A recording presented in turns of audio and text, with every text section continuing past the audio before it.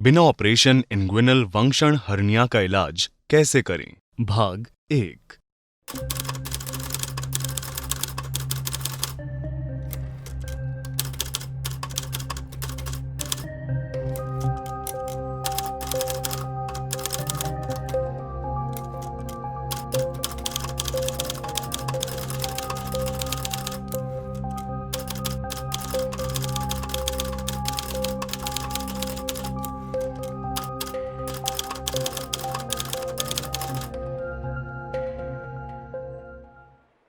इस वीडियो में मौजूदा इंग्विनल वंक्षण हर्निया के ऑपरेशन रहित उपचार की संभावना परखी गई है। इसमें इस युग के महान सर्जन सर एस्टेली कूपर द्वारा लिखित और 1844 में प्रकाशित एक प्रसिद्ध पुस्तक the anatomy and surgical treatment of hernia के चुनिंदा अध्यायों का पाठ प्रस्तुत किया गया है। आखिर ऐसे किसी पाठ में कोई व्यक्ति क्यों दिलचस्पी लेगा? क्योंकि यह देखना बड़ा ही रोचक होगा कि एक ऐसे समय में हर्निया का प्रबंधन कैसे किया गया जब किसी भी सर्जन का स्वाभाविक रुझान होता था ऑपरेशन न करना। हर्निया के ऑपरेशन में प्रतिकूल प्रभाव के बहुत सारे जोखिम हुआ करते हैं। पेन रिसर्च नामक जर्नल में लिंक नीचे विवरण में दिया गया है। वर्ष 2018 में एंडरसन और रोजनबर्ग द्वारा प्रस्तुत किए गए एक प्रलेख में यह रिपोर्ट दी गई थी कि उरु संधि ग्रॉयन के हर्निया के उपचार के बाद 16% लोगों को भीषण दर्द की स्थिति से गुजरना पड़ता है, लेकिन वास्तविक प्रतिशत संख्या इससे भी कहीं ज्यादा हो सकती है। वस्तुतः आजकल ऐसे चिकित्सा केंद्र मौजूद हैं जैसे Cleveland Clinic Center for chronic groin pain, जिनका प्रमुख लक्ष्य है हर्निया के सर्जरी के बाद लगातार होने वाले दर्द को कम करने का प्रयास करना। तो जब ऑपरेशन करने का निर्णय एक सामान्य निर्णय नहीं था, तो ऐसी स्थिति में किन विधियों का प्रयोग किया गया? सर एस्टेली कूपर 19वीं सदी के प्रमुख शल्य चिकित्सकों में से एक थे और हर्निया के मामलों में वे एक आधिकारिक विशेषज्ञ थे। शताब्दियों पूर्व के किसी चिकित्सक से चिकित्सा सलाह लेना एक पागलपन ही होगा, इसलिए ऐसा न करें। फिर भी जिज्ञासा की भावना से आइए हम अतीत के उस समय की यात्रा करें जब चेतना शून्य करने वाली औषधियां, एनेस्थाइजर और प्रतिरोधक एंटीसेप्सिस मौजूद नहीं थे और पेट का ऑपरेशन करने पर मृत्यु दर 50% तक थी। उस समय हर्निया का उपचार यथारूप में करने की प्रबल प्रेरणा हुआ करती थी और उपचार की वे विधियां काल क्रम में नष्ट हो चुकी हैं।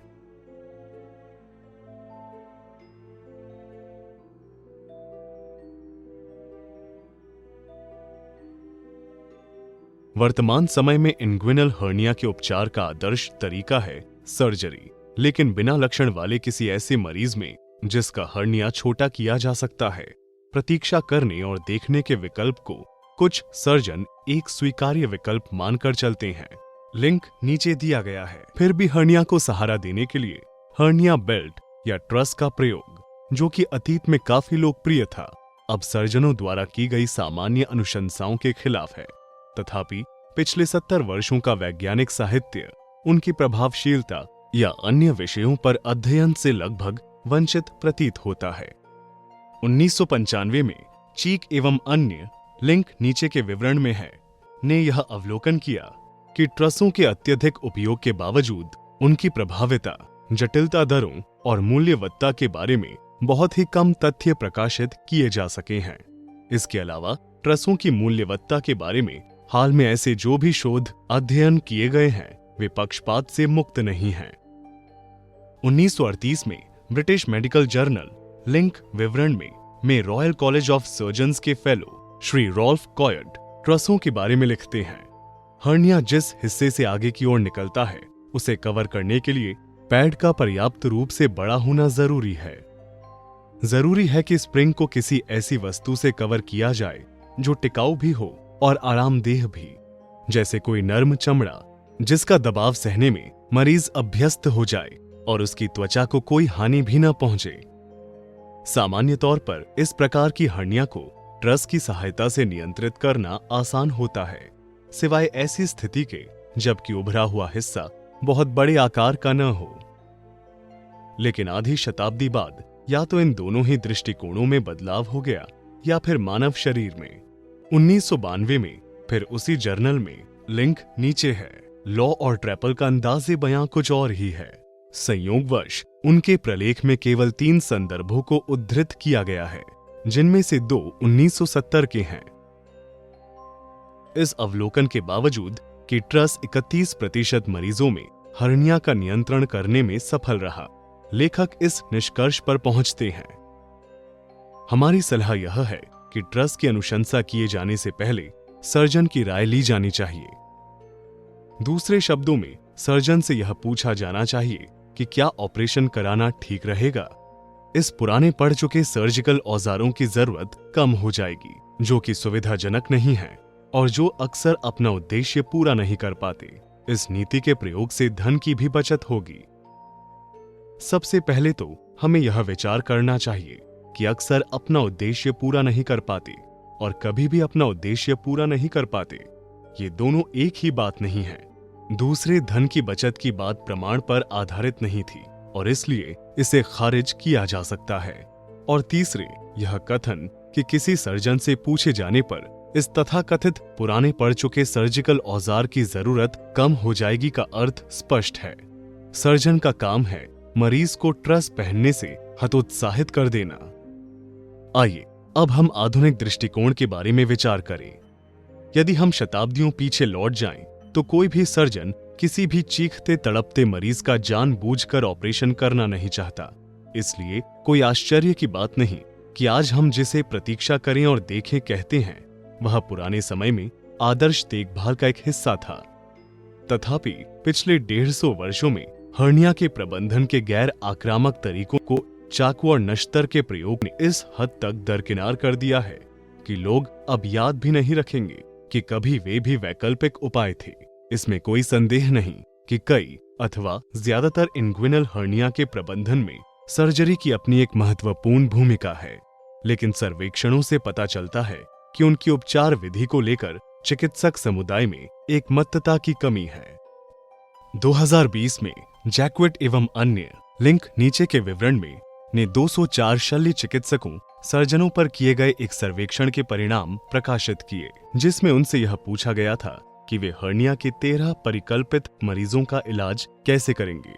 जब 3/4 डॉक्टरों ने एक खास उपचार विधि पर अपनी सहमति व्यक्त की, तो उस आधार पर लेखकों ने सर्वसहमति को परिभाषित किया, लेकिन ऐसा 13 में से सिर्फ 2 मामलों में हुआ। यहाँ एक उदाहरण दिया जा रहा है। बाइलैटरल इंग्विनल हर्निया के लिए एक 50 वर्षीय मरीज को आपके पास रेफर किया जाता है। दाहिने ओर की इंग्विनल सूजन के लिए, जिससे उसे काफी परेशानी हो रही थी। उसने अपने उपचार करने वाले डॉक्टर से परामर्श किया।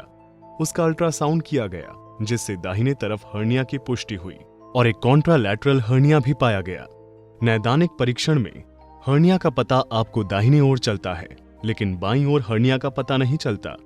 प्रश्न: इस प्रकार के लक्षण रहित हर्निया के संबंध में आप क्या प्रस्तावित करेंगे? 101 सर्जनों ने कहा कि वे ऑपरेशन करेंगे और 103 ने कहा कि वे ऑपरेशन नहीं करेंगे। इससे यह पता चलता है कि यह निर्णय हमेशा स्पष्ट नहीं होते और किसी भी व्यक्ति को सर्जन की निश्चित राय तथा तथ्यों की सुनिश्चितता के लिए उलझन में नहीं पड़ना चाहिए। स्वाभाविक बात है कि सर्जरी में जोखिम होता है। यदि कोई व्यक्ति लक्षण रहित कम करने योग्य हर्निया से पीड़ित है, तो अक्सर उसके उपचार की शायद जरूरत न हो, लेकिन यदि उसका ऑपरेशन किया जाता है तो उसे ऑपरेशन के बाद दर्द होगा और यह लंबे समय तक भी हो सकता है। हेडबर्ग एवं अन्य द्वारा प्रस्तुत 2017 के एक प्रलेख, लिंक विवरण में है, में दर्शाया गया है कि इस विचारण पर किस तरह ध्यान नहीं दिया गया है। इस शोध में ऐसे सैकड़ों मरीजों के जीवन की गुणवत्ता का अवलोकन किया गया जिनके लक्षण रहित इंग्विनल हर्निया का लैप्रोस्कोपिक उपचार किया गया था। लेखक निम्नांकित निष्कर्ष पर पहुंचे। पूर्ण रूप से extra peritoneal laparoscopic inguinal hernia का उपचार पाने वाले लक्षण रहित व्यक्तियों ने ऑपरेशन के बाद कम दर्द होने की रिपोर्ट दी। वे मूल कार्यकलापों को फिर से आरंभ करने में सक्षम हुए और लक्षण वाले मरीजों की तुलना में उन्होंने ज्यादा जल्दी दर्द निवारक दवाओं का प्रयोग बंद कर दिया। लेकिन यदि वे लक्षण रहित मरीज थे जिन्हें परिभाषा के अनुसार दर्द बिल्कुल ही नहीं था और जिन्हें शायद ऑपरेशन की कोई जरूरत नहीं थी, तो उन्हें दर्द की स्थिति में लाया गया क्या हम इस बात को लेकर आश्वस्त हैं कि वे पहले से बेहतर हैं? और वस्तुतः क्या यह सही है कि कुछ चिकित्सा केंद्र अब फ्री स्क्रीनिंग की सुविधा दे रहे हैं ताकि वे लोग जिन्हें यह पता भी नहीं है कि उन्हें हर्निया है, अपने हर्निया का पता लगा सके? लिंक नीचे दिया गया है। साथ ही जब मैश डाला जाता है तो जैसा कि सामान्य तौर पर होता है, उसे शरीर के अंदर हमेशा के लिए रहना होता है, जहां ऐसा लगता है कि समय आने पर वह सिकुड़ सकता है, कड़ा हो सकता है, और यदि व्यक्ति की किस्मत अच्छी न हो तो उसके कारण लगातार दर्द भी हो सकता है। मैश निर्माता इस तथ्य से इनकार करते हैं कि इंग्विनल हर्निया उपचार में प्रयुक्त मैश समस्याएं उत्पन्न करता है, और वे शीघ्र ही इस बात की व्याख्या करने में सक्षम होंगे, क्योंकि जब हम यह वीडियो अपलोड कर रहे हैं तो मैश से संबंधित हजारों कानूनी मुकदमे लंबित हैं। तथापि एक जटिलता, मैश माइग्रेशन के जोखिम के बारे में चिकित्सकीय रूप से अच्छी तरह पता है। सर्जनों ने इसका वर्णन एक ऐसी उभरती हुई जटिलता के रूप में किया है जिसे संभवतः कम करके आंका गया है, और यह बिल्कुल अनदेखी करने योग्य नहीं है, क्योंकि कुछ सर्जन यह महसूस करते हैं कि इसका जोखिम इतना गंभीर है कि इस पर मरीज सहमति प्रक्रिया के एक हिस्से के रूप में चर्चा की जानी चाहिए। किंतु गैर मैश तकनीक के साथ भी पेट को खोला जाना होता है, मांसपेशीय चीरा, मस्कुलेचर कट लगाना होता है, और अस्पताल जनित संक्रमण का जोखिम हो सकता है, चाहे वह अस्पताल में रहने के कारण हो, MRSA के कारण, या वास्तविक रूप से ऑपरेशन के कारण। Global alliance for infections in surgery की रिपोर्ट के अनुसार हर्निया के इलाज के बाद मैश इन्फेक्शन की घटनाओं का दायरा 1 से 8% तक है। लिंक नीचे के विवरण में है। और सामान्य तौर पर सर्जिकल साइट इन्फेक्शन पेट के ऑपरेशन के लिए एक खास जोखिम है, जैसा कि 2018 में ट्यूब्रे एवं अन्य इस निष्कर्ष पर पहुंचे थे। लिंक नीचे है। सर्जिकल साइट इन्फेक्शन से अस्वस्थता एवं मृत्यु दर का बढ़ना, हर्निया की पुनरावृत्ति, लंबे समय तक अस्पताल में रहना, और इस कारण अस्पताल के ज्यादा खर्चे जैसे परिणाम सामने आते हैं। इस कारण सर्जिकल साइट इन्फेक्शन उदर भित्ति, एब्डोमिनल वॉल की पुनः रचना को संवेदनशील स्थिति में ला देता है। क्या इंग्विनल हर्निया के लिए सर्जरी हमेशा अत्यावश्यक है?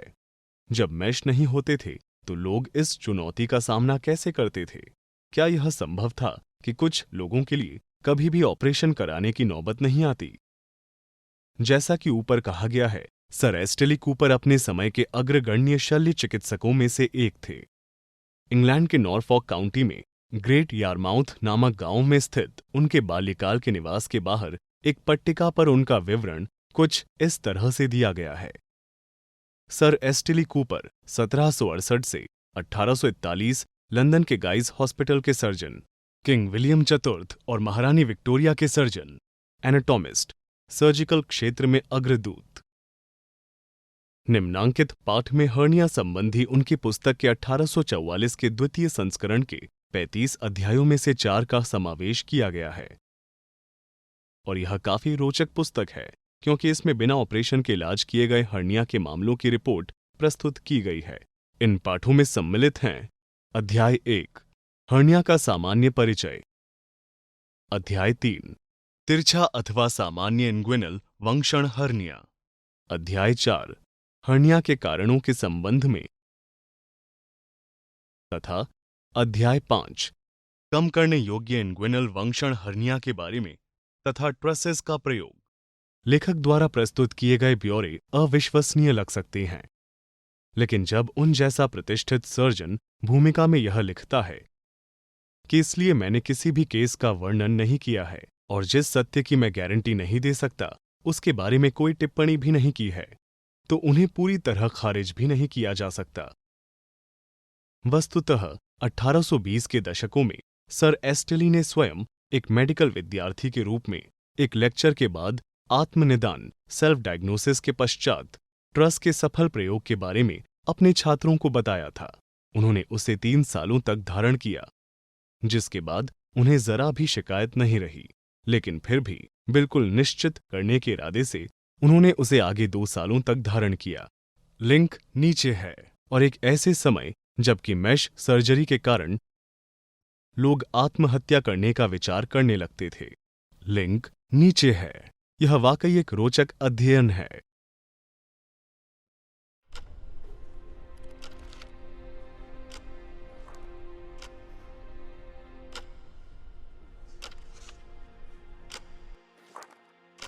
हर्निया की रूप संरचना और सर्जिकल उपचार, the anatomy and surgical treatment of abdominal hernia with numerous plates. असंख्य प्लेट्स वाले उदर हर्निया की रूप संरचना और शल्य चिकित्सा। लेखक सर एस्टिली कूपर, बार्ट, FRS, सम्राट के शल्य चिकित्सक और गाइस हॉस्पिटल के कंसल्टिंग सर्जन। C. एस्टन की, गाइस हॉस्पिटल के सीनियर सर्जन और शल्य चिकित्सा के व्याख्याता के द्वितीय लंदन संस्करण से। प्रति हेनरी क्लाइन, ESQ, एनाटॉमी और सर्जरी के व्याख्याता तथा सेंट थॉमस हॉस्पिटल के सर्जन। प्रिय महाशय, मैं 2 कारणों से यह कृति आपको समर्पित करने के लिए अत्यंत प्रेरित महसूस कर रहा हूं। पहला यह कि इसमें निहित अनेक विचार आपके सार्वजनिक एवं व्यक्तिगत निर्देशों से प्रेरणा पाकर लिए गए हैं। दूसरा यह कि आपके परिवार के एक अंतरंग के रूप में आपने मेरा जो ध्यान रखा, उस अनुभूति के लिए मुझे इससे अपनी अपार कृतज्ञता प्रकट करने का अवसर मिलता है। आपको दीर्घकाल तक उच्च कोटि की वह प्रोफेशनल ख्याति प्राप्त होती रहे जिससे आपने अपनी योग्यता और अपने निर्मल आचरण से हासिल की है। यही मेरी उत्कट अभिलाषा है। आपका सच्चा मित्र और साथी, एस्टिली कूपर।